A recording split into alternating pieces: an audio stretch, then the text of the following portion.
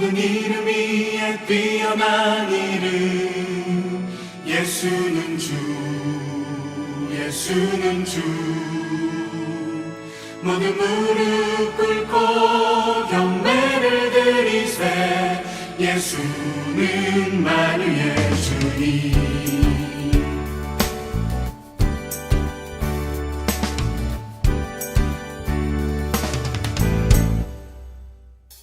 모든 이름 위에 뛰어난 이름 예수는 주 예수는 주 모든 무릎 꿇고 경배를 드리세 예수는 만유의 주님 모든 이름 위에 뛰어난 이름 예수는 주 예수는 주 예수는 주 예수는 주 모든 무릎 꿇고 경배를 드리세 예수는 만유의 주님 예수는 주 예수는 주 온 천하 만물 울어라 그 보좌 영광을 돌리세 예수 예수 예수는 주 모든 이름 위에 뛰어난 이름 예수는 주 예수는 주 모든 무릎 꿇고 경배를 드리세 예수는 만유의 주님 예수는 주 예수는 주 온 천하 만물 울어라 그 보좌 영광을 돌리세 예수 예수 예수는 주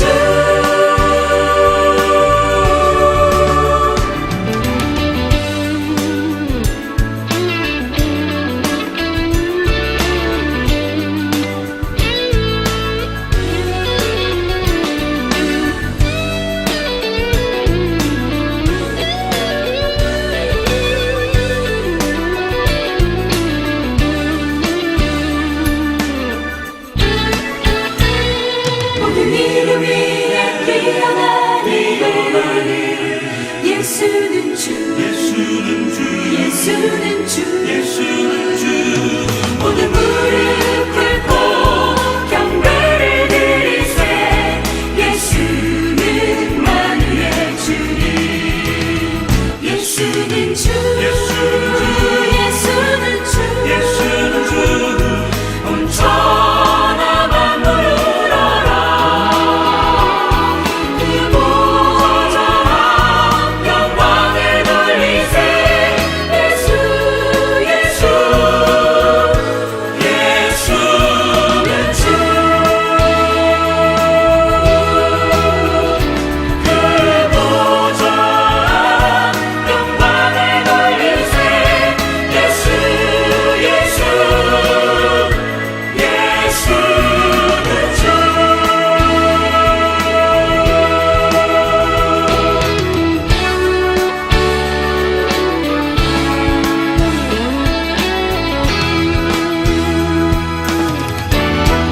오늘 함께 묵상할 말씀은 누가복음 22장 66절로 71절 말씀입니다. 66절 날이 새매 백성의 장로들 곧 대제사장들과 서기관들이 모여서 예수를 그 공회로 끌어들여 이르되 내가 그리스도이거든 우리에게 말하라 대답하시되 내가 말할지라도 너희가 믿지 아니할 것이요 내가 물어도 너희가 대답하지 아니할 것이니라. 그러나 이제부터는 인자가 하나님의 권능의 우편에 앉아 있으리라 하시니 다 이르되 그러면 내가 하나님의 아들이냐 대답하시되 너희들이 내가 그라고 말하고 있느니라.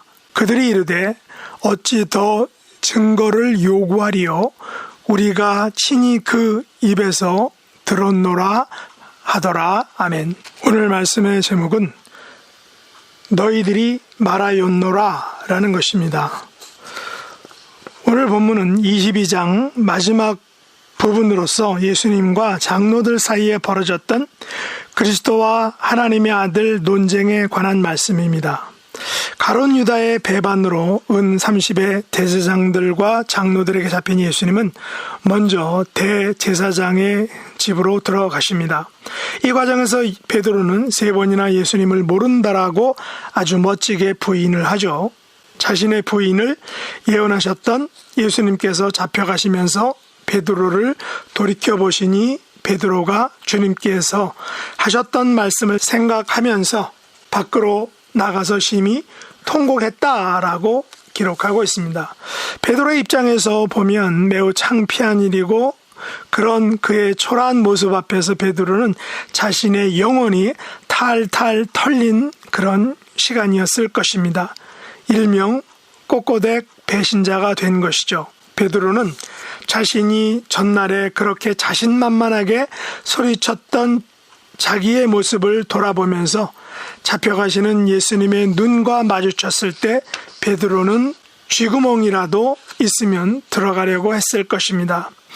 예수님은 대제사장의 집으로 붙잡혀 갔는데 지키는 사람들이 예수님을 희롱하며 때렸습니다. 심지어 예수님의 눈을 가리고 하는 짓궂은 게임을 했던 것입니다. 옛날 가위바위보를 해서 이긴 사람이 진 사람의 머리를 손가락으로 때리고 어떤 손가락으로 때렸는지를 묻고 맞추면 그만하지만 못 맞추면 맞힐 때까지 계속 때리는 그런 놀이가 있습니다. 그러나 못된 심술꾼은 맞추었음에도 불구하고 못 맞췄다라고 해서 계속 때리는 경우도 있었습니다. 때리는 사람이야 재미있겠지만 맞는 사람의 입장은 전혀 그렇지 않겠죠. 예수님은 이런 집단적인 불링을 당하신 것입니다. 그들은 이렇게 놀리죠. 선지자 노릇하라. 너를 친 자가 누구냐? 그리고 이외에도 많은 말로 욕하였다라고 말하고 있습니다. 지금까지 이 같은 모습은 예수님의 매우 연약하신 모습입니다. 철저하게 인간의 모습으로 낮아지신 것이죠. 병행 본문인 마태복음 26장 67절로 68절에는 이렇게 기록하고 있습니다. 너희 생각은 어떠하냐? 대답하여 이르되 그는 사형에 해당하니라 하고 이에 예수의 얼굴에 침 뱉으며 주먹으로 치고 어떤 사람은 손바닥으로 때리며 이르되 그리스도야 우리에게 선지자 노릇을 하라. 너를 친 자가 누구냐라고 했던 것입니다. 마가복음 14장 65절에는 어떤 사람은 그에게 침을 뱉으며 그의 얼굴을 가리고 주먹으로 치며 이르되 선지자 노릇을 하라 하고 하인들은 손바닥으로 치더라라고 기록합니다. 예수님은 오늘날로 말하면 무죄 추정의 원칙도 적용받지 못하시고 잡혀가서 무조건 맞으신 것입니다. 다음날 새벽 백성의 장로들 곧 대제사장들과 서기관들이 모여서 예수님을 그 공회로 끌어들여 2가지 질문을 합니다. 첫째는 내가 그리스도냐라고 질문을 하죠. 67절로 69절에서 이렇게 말합니다. 내가 그리스도이거든 우리에게 말하라. 대답하시되 내가 말할지라도 너희가 믿지 아니할 것이요 내가 물어도 너희가 대답하지 아니할 것이니라. 그러나 이제부터는 인자가 하나님의 권능의 우편에 앉아 있으리라 라고 말씀하십니다. 여기서 내가 그리스도냐는 질문은 내가 메시아냐라는 질문입니다. 내가 하나님의 기름 부은 자냐라는 말입니다. 그런 질문이라는 것이죠. 이 질문은 70절의 내가 하나님의 아들이냐라는 말과 같은 질문인 것입니다. 그러면 왜 그리스도와 하나님의 기름 부은 자 그리고 하나님의 아들이 중요할까요? 그것은 다니엘서 7장 13절 14절에 보시면 다니엘이 인자에 대한 예언을 했습니다. 한번 읽어보죠. 내가 또 밤환상 중에 보니 인자 같은 이가 하늘 구름을 타고 와서 옛적부터 항상 계신 이에게 나아가 그 앞으로 인도됨에 그에게 권세와 영광과 나라를 주고 모든 백성과 나라들과 다른 언어를 말하는 모든 자들이 그를 섬기게 하였으니 그의 권세는 소멸되지 아니하는 영원한 권세요 그의 나라는 멸망하지 아니할 것이니라 라고 기록되어 있습니다. 무슨 말인가요? 그리스도 메시아 인자로 지칭되는 예수님에게는 장차 권세와 영광과 나라가 주어지게 된다는 것입니다. 뿐만 아니라 모든 백성과 나라들과 다른 언어를 말하는 모든 자들이 그리스도를, 인자를, 하나님의 아들을 섬기게 된다라는 것입니다. 그에게는 권세가 주어질 것이요 그 권세는 소멸되지 아니하는 영원한 권세라는 것입니다. 그의 나라는 영원히 멸망하지 아니할 것이다 라고 말합니다. 그렇다면 현재 이 세상에서 권세와 영광과 나라는 주관하는 자들은 물러나야 할 것입니다. 그리고 그 자리에 지금 누가 앉아 있나요? 바로 백성의 장로들이 앉아 있습니다. 이 백성의 장로들은 곧 대제사장들과 서기관들이죠. 지금 이 세상에서는 이들 백성의 장로들이 권세를 잡고 있습니다. 백성의 장로들이 영광을 받고 있죠. 대제사장들과 서기관들이 나라를 다스리고 있습니다.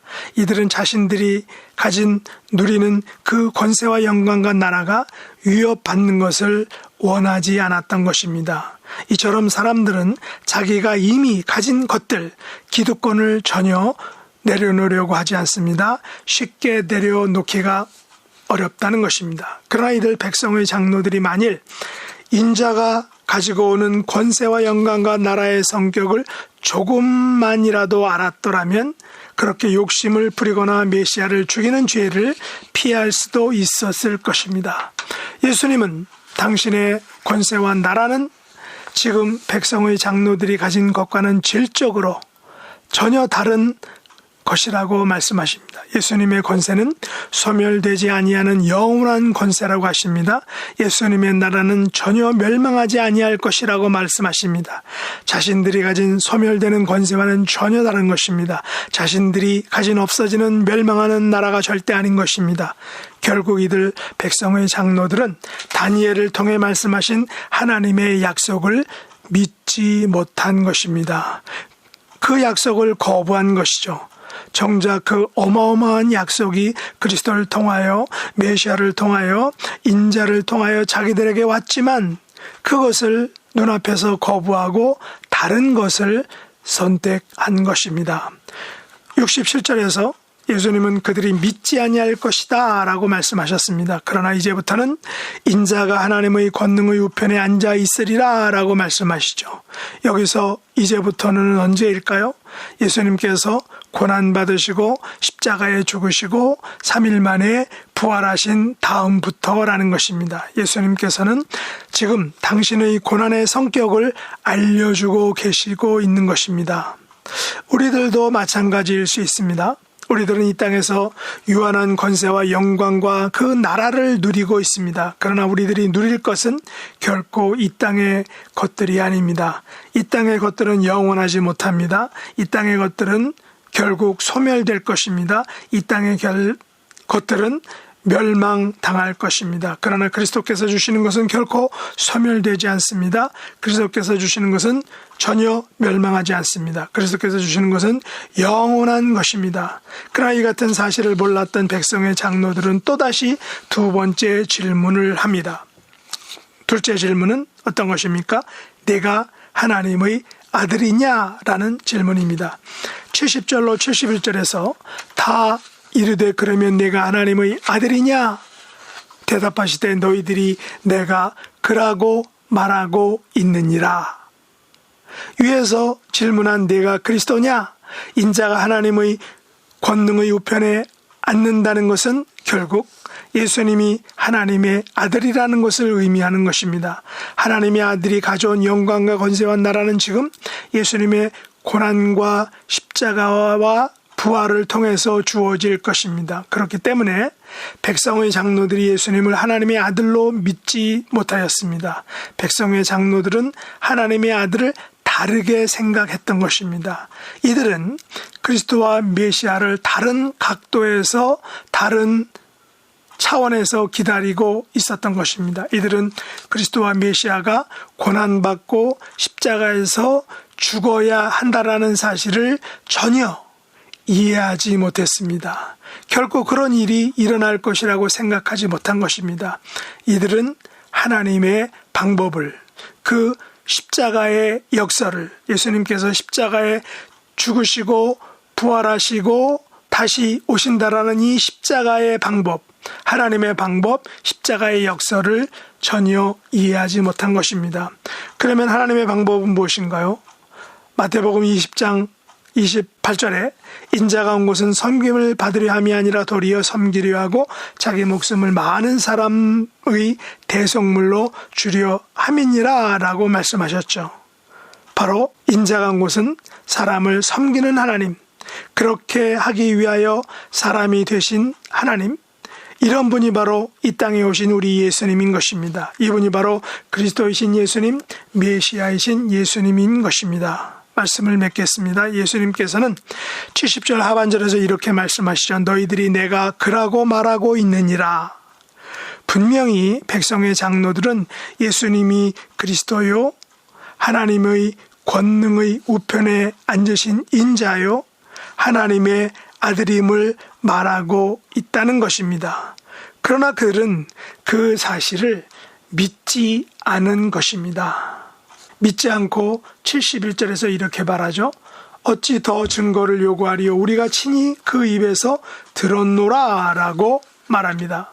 그렇습니다. 그들은 분명히 말하였고 그들은 분명히 입으로 들었습니다. 그러나 그들은 결코 그것을 믿지 않은 것입니다.